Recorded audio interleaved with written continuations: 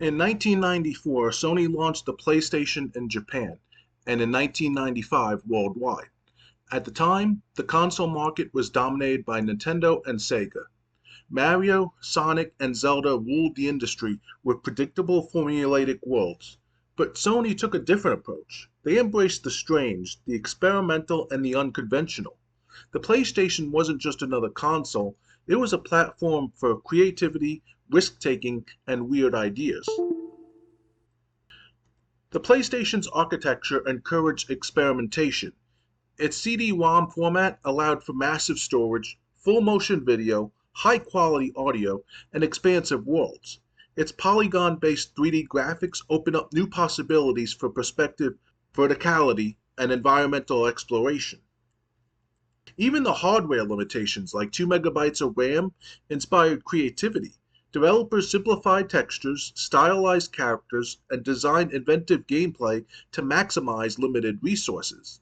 These technical constraints became a catalyst for the weird, making PlayStation games unique in both design and presentation. Early PlayStation titles immediately embraced the unconventional. Jumping Flash transformed platforming by putting players in the perspective of a robotic rabbit bouncing through 3D worlds. Its verticality and abstract level design were unlike anything else at the time. Then came Parappa the Rapper. This rhythm game featured a rapping dog navigating surreal urban environments with talking frogs, karate teachers, and other eccentric characters. Its gameplay was simple. Press buttons in rhythm, but the world itself was absurd, imaginative, and unforgettable. Parappa perfectly illustrates PlayStation's commitment to embracing weirdness. PlayStation games also experimented with storytelling. Oddworld, Abe's Oddysee, placed players in a dystopian industrial world full of grotesque creatures. Abe, a humble Mudokan slave, had to navigate puzzles, avoid hazards, and make moral choices. The combination of bleakness, humor, and quirky visuals created a world that felt alive and strange.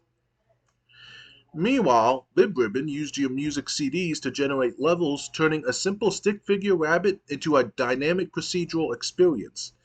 These games proved that PlayStation wasn't just about graphics or gameplay mechanics, it was about creating worlds that challenged expectations and celebrated the surreal. Spyro the Dragon seems innocent at first glance, but its level design and mechanics were imaginative. The gliding mechanic allowed for unprecedented aerial navigation, and the whimsical, colorful worlds were filled with eccentric characters. Spyro combined playful aesthetics with 3D exploration, creating a platformer that was both accessible and weirdly inventive.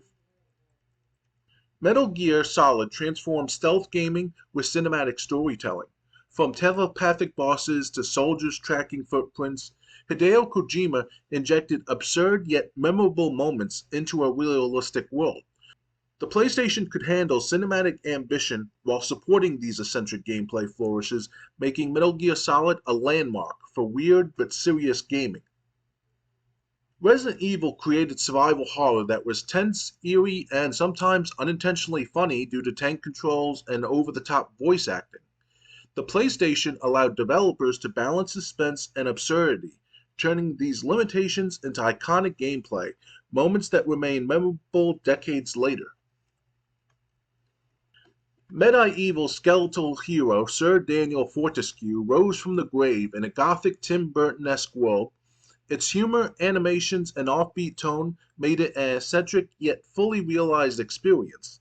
The PlayStation enabled a unique blend of comedy, combat, and stylistic design that felt both playful and weird.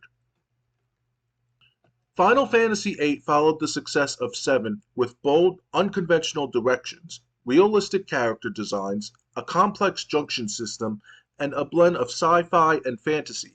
The storylines compressed tune, explored romance, and experimented with scale and mechanics, proving that the PlayStation could support ambitious, emotionally engaging, and weirdly memorable RPG experiences.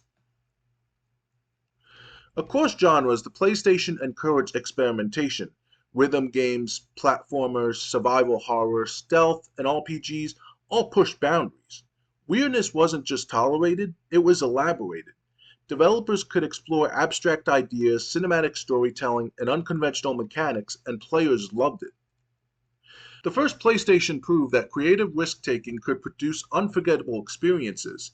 Its embrace of the weird laid the groundwork for modern gaming, influencing open-world exploration, cinematic storytelling, procedural generation, and quirky humor in games today.